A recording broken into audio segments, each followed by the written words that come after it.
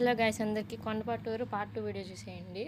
కోడిని చెల్లించుకున్నాక చెట్ల కిందకి వచ్చామని చెప్పాను కదా. ఇక మా అన్నయ్య వాళ్ళు కోడిని తీసుకురావడానికి వెళ్ళారు. ఈలోపు మసాలా వెయిట్ చేస్తుంది మా మమ్మీ. నాకేం తెలిసినట్టు నాకు చూపుతుంది. నాకేం తెలియదు, కానీ ఏదో వాళ్ళు చూపించాలని అటు చూపిస్తారు.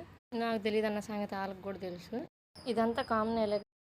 మన సాత్వి కూడా ఎండలకి బాగా దెబ్బతిన్నాడు. వడదెబ్బ తగిలింది. పద్దాకడ ఏడుతుంది, ఎవరి దగ్గరికి రావట్లేదు. అక్కడికి మజ్జిగ పద్దాకడ చేసిస్తూనే ఉంటున్నాను, అయినా కానీ దెబ్బతిన్న పిల్ల పద్దాక ఏడుస్తుందని ఇక ఐస్ క్రీమ్ కొనిచ్చి ఎట్టొకటి కామ్ చేశాను. ఇక తీసుకొచ్చిన చికెన్ని శుభ్రంగా కడిగి ఇక చికెన్ పొయ్యి మీద వేసేసింది. మనం ఇంటికాడ పెంచుకున్న నాటుకోడి పుంజు కాబట్టి 3 కిలోస్ పడింది అనమాట మాంసం. ఇది ఎప్పుడు కనిపించే మన సోకులు రాయుడు మా అన్నయ్య.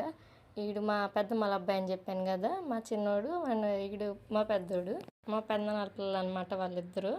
ఎప్పుడు కనిపించే సోకులు రాయడం మా సొంత అన్నయ్య.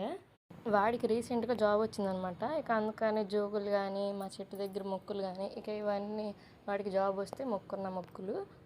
ఈ మొక్కు మాత్రం అంతకు ముందు ఉన్న మొక్కే. ఇక మొక్కు చెల్లించుకొని శుభ్రంగా అందరం హాయిగా తినేసి చల్లగా చూడమ్మా తల్లి మళ్ళీ వస్తామని అమ్మకి బాయ్ చెప్పేసి వెళ్ళిపోయాము. మా ఊరి పేరే బాపట్ల అండ్ మాది బాపట్ల జిల్లా. మా బాపట్ల జిల్లాకి పక్కనే గుంటూరు జిల్లా అనమాట. ఆ గుంటూరు జిల్లాలో ఉండిద్ది ఈ గుడి. కొండపాటూరు పోలేరమ్మ గుడి అంటే ఎవరైనా చెప్తారు. మాకు 1 అవర్ టైం పట్టింది ఇంటికాడ నుండి గుడి దగ్గరికి. అమ్మవారికి కట్టిన చీరలు కూడా గుడి వెనకాలే అమ్ముతూ ఉంటారనమాట. ఇక ఇదనమాట ఈరోజు మినీ వ్లాగ్. నచ్చితే లైక్ చేసి సబ్స్క్రైబ్ చేసుకోండి.